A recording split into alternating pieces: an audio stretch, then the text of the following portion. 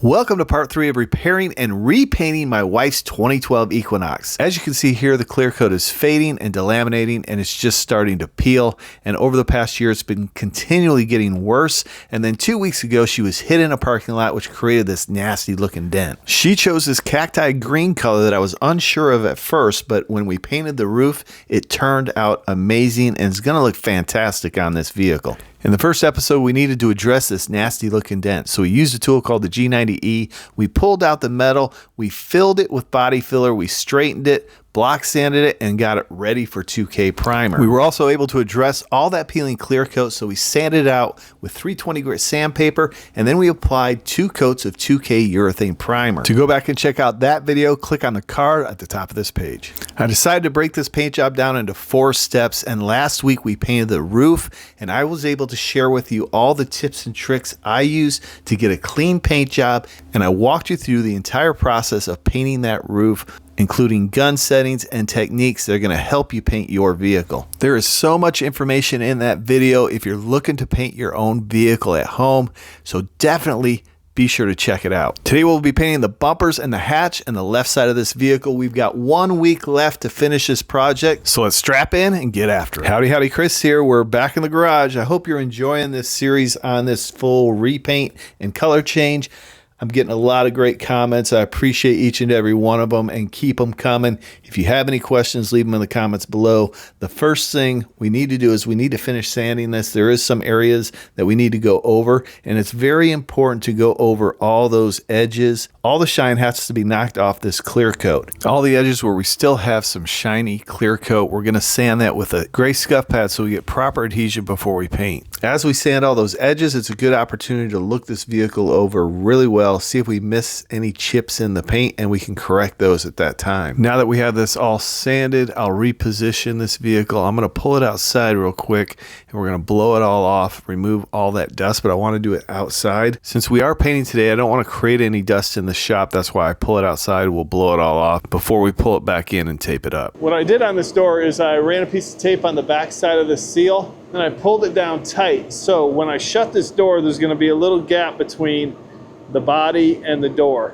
I want a little overspray to blow in there so you can't see the old color when you shut the doors.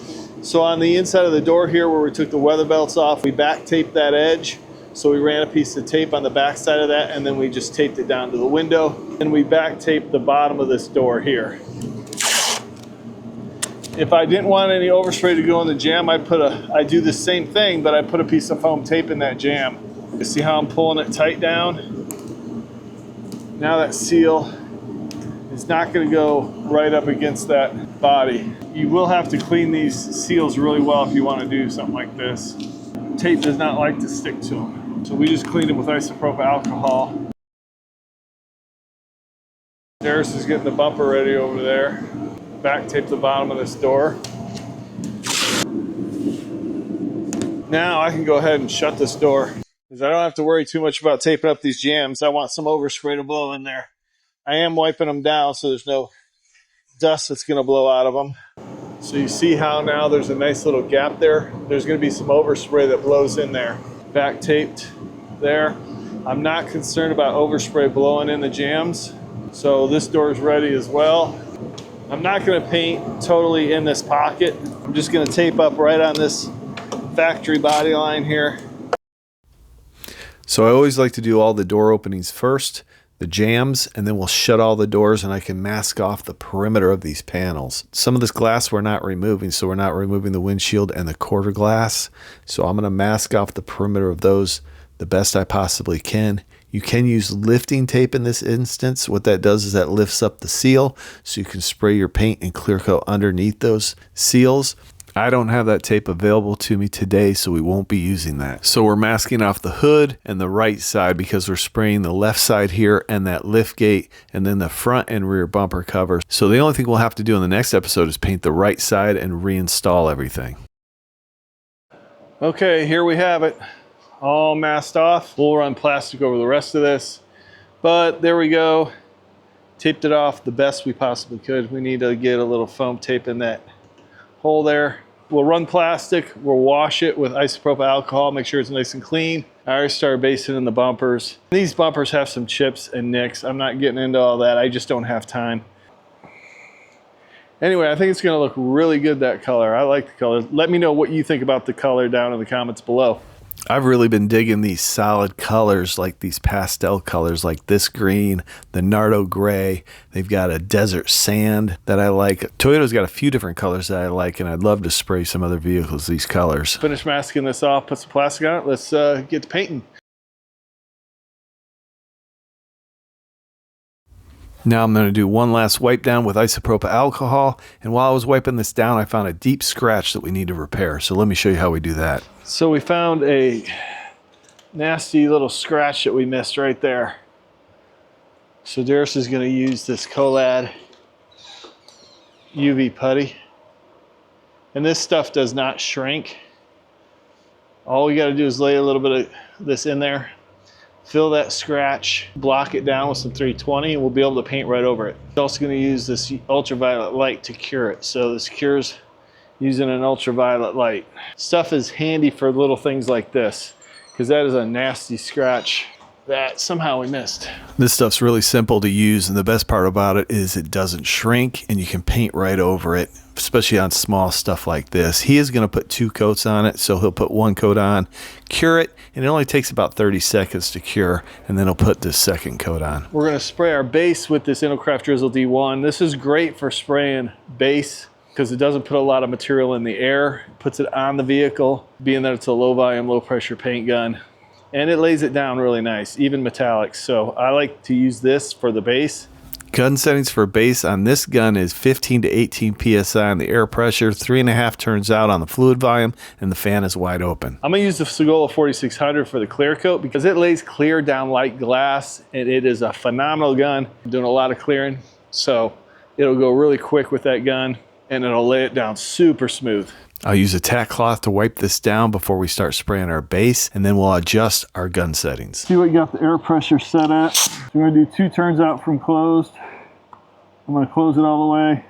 Fan pattern, wide open. I'm gonna narrow it back a 1/4 of a turn. Air pressure, 22 PSI.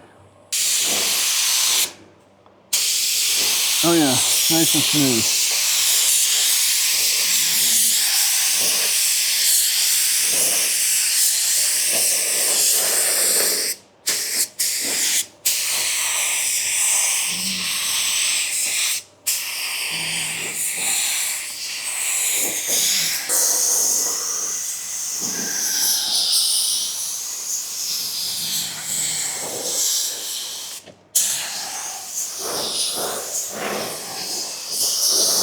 Let me show you how smooth this is. Nice and smooth. I had a temperature up about 70 degrees in the shop, but I had to turn it off when I started painting, and I hit this tailgate pretty heavy, so I put it on medium wet. Didn't have an issue, but then when I started painting the quarter panel and going around to the other side, I was still putting it on medium wet. Remember how I'm always telling you to put the first coat on dry in colder temperatures?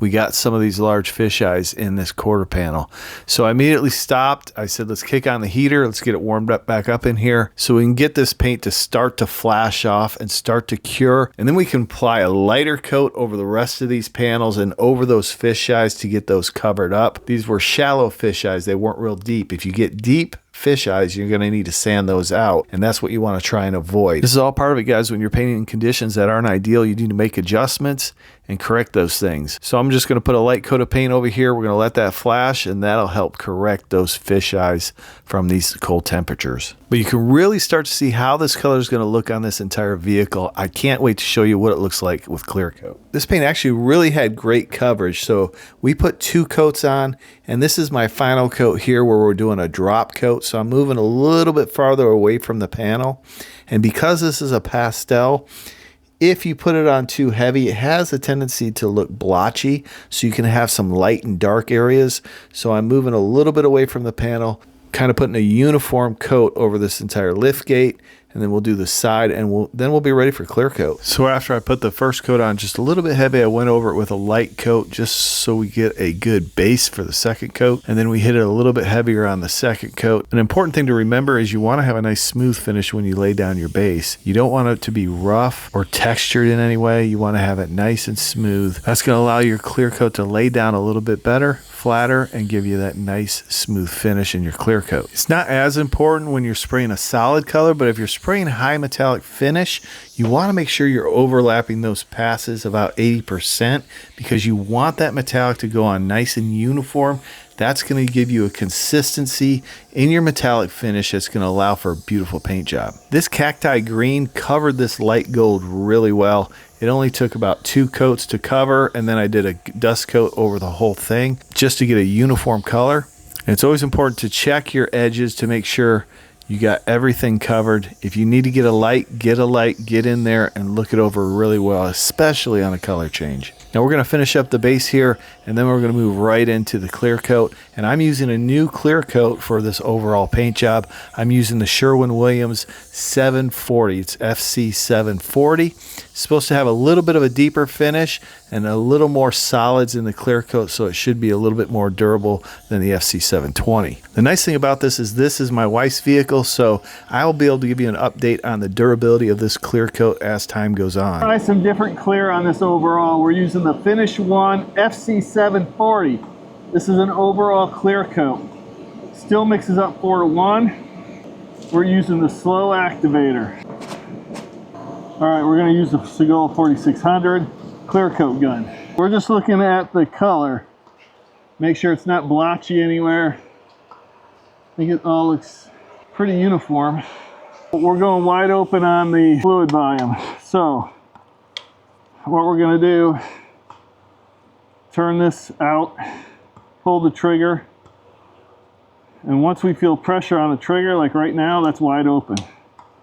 Fan is wide open. Air pressure, we're going to run at about 25 psi. If you guys are painting at home without a booth, I would definitely recommend you get a light attachment for your gun. Now this one is for Sagola guns. This is the Altair light, but they also have inexpensive lights as well. I use one called the Gunbud. They sell it on Amazon. I'll leave a link in the description. You can pick that up for like 60 bucks and it works well. I've got a couple of those. You could also get like a Luma 3 light. I know those are a little bit more expensive, but they're universal for every gun. It just really makes a difference if you're not spraying in a paint booth because every corner is going to be dark and it's so much easier to see when you're spraying clear coat. Now I'm spraying a little bit faster here than I normally would. Because I got my fluid volume wide open and we're clearing half the vehicle, I'm going to be spraying a little bit quicker. I want to get this clear coat on the surface. I want to get it done as quick as possible. I don't want any runs, so I want to move along pretty well. Now the first coat, it doesn't have to be perfect, so I'm not trying to make it perfect on the first coat. The second coat, you'll see me slow down just a little bit. I'll really try to lay that clear coat on like I want it to look. If you're a beginner at painting and applying clear coat, I would not recommend that you spray with your fluid volume wide open. I would recommend that you start it like 3 turns out from close. So close your fluid volume all the way, turn it 3 turns out, and slow down. Don't try and spray it on super quick. Kind of get a feel for how that clear coat's laying on the panel. Everybody's going to develop their own style when they spray clear coat. You might find that you like to spray it a little bit quicker. You might find that you like to be a little bit closer to the panel or a little bit farther away from the panel. Just depends on where you feel comfortable and what's giving you the best results. So kind of play around with it. Adjust your gun settings between your fluid volume, your air pressure, and your fan pattern. And practice. That's what's going to help you define what's going to work well for you. Couple things to remember if you're new to applying clear coat, and if you've been with the channel for a while, you've heard this before, but your air pressure, your fluid volume, your speed, and your distance, all of those things control the atomization of your clear coat, and that's what's going to give you that fine spray that's going to allow you to lay a flat glass-like finish. And you make those adjustments correctly, you get a great atomization and you can apply a glass-like finish. Other things that affect that, besides your gun settings, are your speed and your distance. If closer to the panel, you're going to get more material on the panel. If you're farther away, you're going to get less. That could create dry spray, or it could be too heavy if you're too close to the panel. So remember, your speed and your distance affect the clear coat greatly. You want to find a balance there. You want to find what works well for you, and practice is what's going to make that happen. Okay, we're putting on the second coat, starting with the bumpers. Now, how long do you wait before you put on the second coat? Well, that all depends. It depends on the clear coat you're using. You always want to check the technical data sheet. They'll give you an idea of how long you want to wait in between coats of clear. Typically, I want to say it's about 15 minutes, okay? Now, if you're spraying in a real cold environment, you may have to wait longer. If you're spraying in the middle of summer, it's going to be quicker. There are variables in that, but typically it's about 15 minutes. You want it to be tacky but not stringy. So if you're touching the paper and there's string coming off of it, it's not ready to be clear coated again.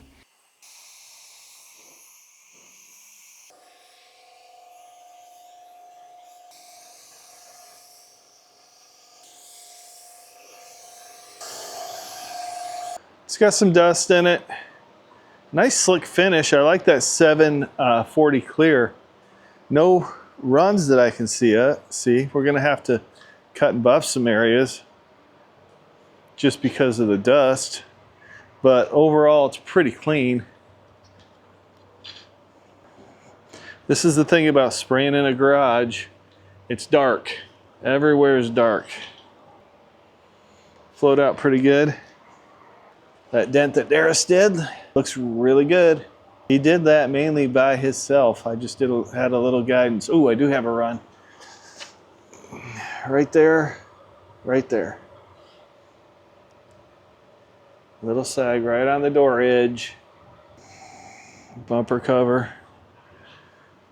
Stay tuned tomorrow. We'll unbag this. We'll paint the other side on the hood, and then we'll put this thing back together. All right, we're shutting down and going home. And if you want to learn more about paint and body repair, click this video now. We'll see you next time on Garage Noise.